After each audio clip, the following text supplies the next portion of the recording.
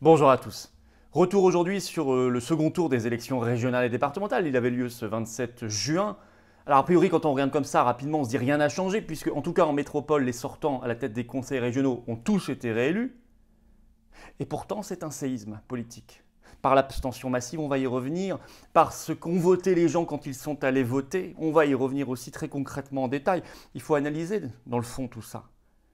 Et voir, surtout, parce qu'il n'y a que ça qui compte, pour se projeter demain, très rapidement, dans le combat contre l'oligarchie, pour la vraie rupture dans notre pays, qu'est-ce qu'il faut faire? Sur quoi se reposer? Quelle stratégie, quelle valeur? Quelle méthode? Et pourquoi la soi-disant opposition, avec beaucoup de guillemets, qui est en fait une opposition contrôlée, est en échec total et a été, de ce point de vue-là, évidemment, censurée, sanctionnée, gravement, fortement, par les Français. On revient sur ce séisme dans cette vidéo. Et je vous annonce d'ores et déjà le grand congrès des Patriotes ce 29 août, dimanche. On lancera les inscriptions cette semaine avec l'adresse, le lieu, etc. Bref, on va être des milliers de personnes sont attendues. Ça va être un moment très fort justement pour se projeter sur l'avenir le plus rapide possible. Et puis je vous attends ce dimanche 4 juillet à 15 h, place Pierre-Laroque, sous les fenêtres de Véran, Paris 7e. Et tous nos rendez-vous sont sur les-patriotes.fr face au covidisme, face à l'européisme, ces grands rassemblements pour la liberté. Vous allez en première page du site. Voilà. Je vous demande de vous abonner à cette chaîne. Vous voyez, on est en train de fondre vers les 200 000. Ça prend 3 secondes de s'abonner à la chaîne YouTube et vous en profitez pour appuyer sur la petite cloche pour recevoir les notifications des nouvelles vidéos. Ça donnera de la visibilité supplémentaire à tout ce travail. C'est vraiment important. C'est vraiment important. Je compte sur vous. Et surtout aussi, je compte sur vous pour nous rejoindre. On est en pleine dynamique. On est en pleine dynamique. Alors venez maintenant, venez dans cette dynamique orange, prenez cette carte orange de résistant, le lien pour adhérer et réadhérer aux Patriotes se trouve sous la vidéo en description. Le lien pour faire un don de soutien aussi à toutes nos actions, à l'été de résistance qui vient, pour le congrès aussi du 29 août, pas une mince affaire. Le lien se trouve également sous la vidéo en description. Adhésion, réadhésion, don, c'est défiscalisé aux 2/3 pour vous. Le lien pour adhérer est également en commentaire épinglé et en fin de vidéo, vous cliquerez sur l'écran. Oh là, oula. Et vous pourrez nous rejoindre tout de suite dans cette dynamique orange pour défendre ensemble de très belles valeurs de dignité, d'humanité, de souveraineté, de liberté. Bienvenue d'avance aux Patriotes, bravo, bravo à ceux qui font un don de soutien aussi à toutes nos actions et qui rendent demain possible. Alors, on va revenir sur ce séisme. Et pourquoi je dis séisme? Alors qu'en fait, quand on regarde les équilibres politiques, enfin en tout cas la couleur des sortants, c'est la même. Ce n'est pas tout à fait vrai dans quelques collectivités outre-mer, mais c'est le cas en tout cas partout en métropole. C'est un séisme d'abord par l'abstention massive historique qui s'est confirmée, à peu près 65-66% d'abstention lors de ce deuxième tour des élections régionales et départementales ce 27 juin. Alors ça veut dire quoi? Ça veut dire que deux inscrits sur 3 ne sont pas allés voter. J'ai fait une vidéo spécialement sur les causes de l'abstention et sur les remèdes qu'il faudrait y apporter loin de la fraude qui se dessine hier. Allez vous voir cette vidéo, je ne vais pas rentrer dans le détail ici sur cela. Je voudrais simplement dire que moi j'ai vu des vainqueurs d'élections, notamment au régional hier à la télévision, hier soir, qui sont venus quand même très triomphalistes parler en disant on a gagné, on est gagné, on est... Avant de se réjouir et de se congratuler, tous les vainqueurs hier soir auraient dû modestement s'incliner devant ce chiffre massif d'abstention. Modestement. Voilà. Parce que les meilleurs ont été élus avec 15% des inscrits, pas plus. Bon. Si les gens ne votent plus, je dirais quand même, ça c'est un raisonnement de fond. Si les gens ne votent plus, c'est qu'ils se disent que la politique ne change plus les choses. Ne change plus le pays, ne change plus la politique, ne change plus leur vie. Et si la politique ne change plus rien, c'est qu'elle n'en a plus la capacité parce que la souveraineté est partie. La souveraineté est ailleurs. Bruxelles, Banque Centrale Européenne de Francfort, Washington, Cour européenne des droits de l'homme, etc., etc. Le premier combat, donc, urgent logiquement, c'est de récupérer la souveraineté pour que demain, tout redevienne possible. Tous les changements et toutes les ruptures redeviennent possibles. Une fois qu'on a compris ça, alors on peut adopter la bonne stratégie. La deuxième chose à comprendre, ici nous commentons des résultats électoraux. Mais il faut arrêter de faire croire aux Français que tout changera par un vote de temps en temps dans les urnes. C'est faux. C'est faux. C'est encore plus faux quand la souveraineté est ailleurs, évidemment, parce que là les élections deviennent un grand théâtre. Mais même globalement, la mobilisation, la résistance, l'éveil doit être permanent. C'est pas pour rien qu'on fait des rassemblements, c'est pas pour rien qu'on fait ce grand congrès fin août, qu'on fait encore un rassemblement le 4 juillet, qu'on en fait partout en France depuis des dizaines de semaines.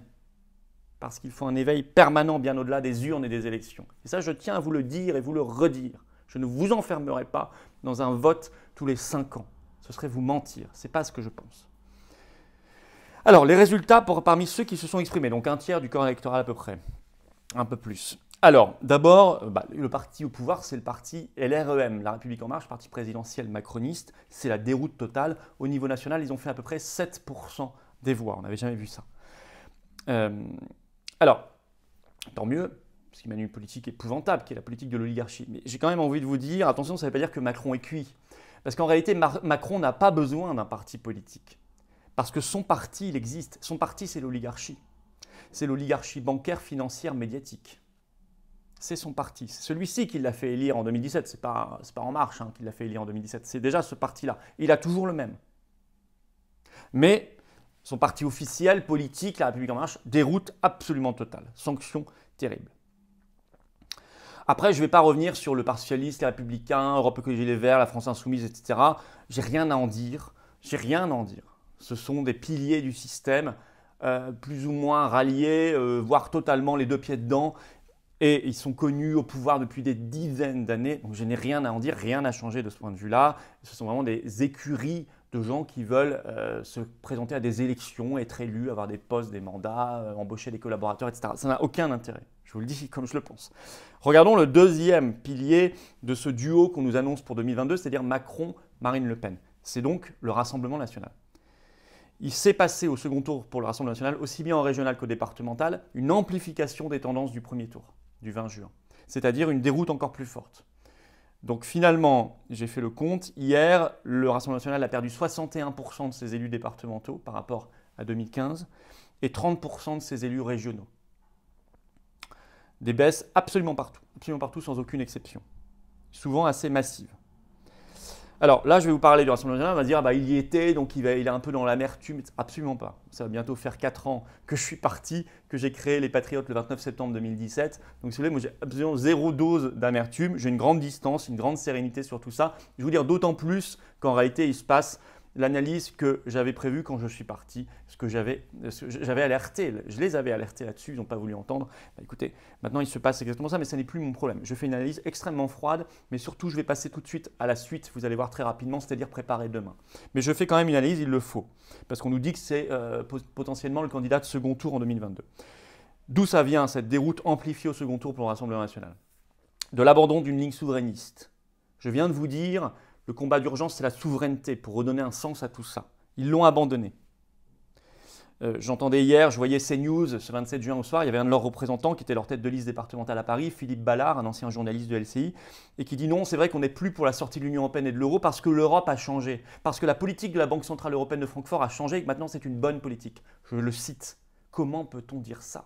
Qu'est-ce qui a changé? Rien n'a changé. Vous voyez? Et ça, c'est très significatif. C'est cet abandon d'une ligne souverainiste qui permettait une cohérence sur le combat social, mais aussi sur l'immigration, sur l'identité, sur la réindustrialisation, sur les services publics, sur beaucoup de choses. Aujourd'hui, cohérence perdue, parce que vous ne pouvez rien changer si vous êtes dans ce régime supranational. Aujourd'hui, ralliement au RN, aux instances supranationales, et donc déstructuration complète du discours, qui n'a plus aucune cohérence, plus aucun sens, qui se transforme donc en alignement de slogans électoraux, mais sans sincérité, sans fondement.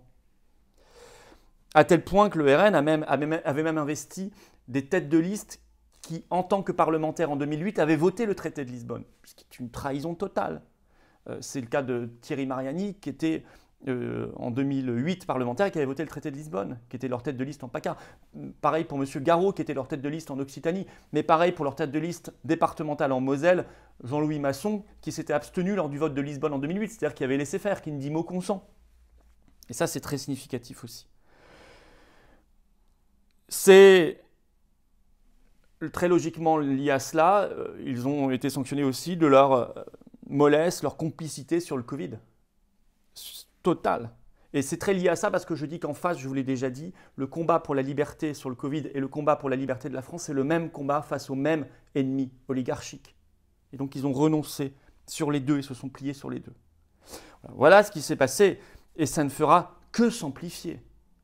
Ça avait commencé aux européennes, baisse en 2019 par rapport à 2014, accentué au municipal, ils avaient perdu 60% de leurs élus, et là, ça s'est encore accentué au régional départemental. Qu'est-ce que ça veut dire? Donc que le duo 2022 Macron-Marine Le Pen qu'on nous présentait comme inéluctable, il ne l'est absolument pas. Et ça, je vous l'ai déjà dit, et j'en suis confirmé par ce qui s'est passé. Voilà. Alors, en face, d'abord, modestement, vous savez, nous, notre résultat était modeste. On est passé de 1% dans le Grand Est aux Européennes 2019 à 7% au premier tour, avec la liste que je conduisais, que j'avais l'honneur de conduire, la liste Liberté. 1,7, on a multiplié par 7, et puis dans les cantons aussi, on a eu des multiplications par 3, 5, voire 10 de notre score. Mais ça reste modeste, donc je reste modeste. Mais je dis qu'en tout cas, ce qui est certain, c'est qu'on est en progression et en forte dynamique. Voilà. La dynamique, elle est incontestablement là, même si c'est modeste pour le moment.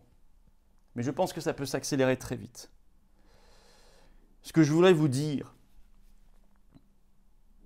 c'est que l'avenir appartient, j'en suis convaincu, et je vous le dis du fond du cœur, de ce que je pense vraiment, aux patriotes conséquents, intransigeants, aux souverainistes solides, clairs et nets, face à une oligarchie qui est radicale en ce moment.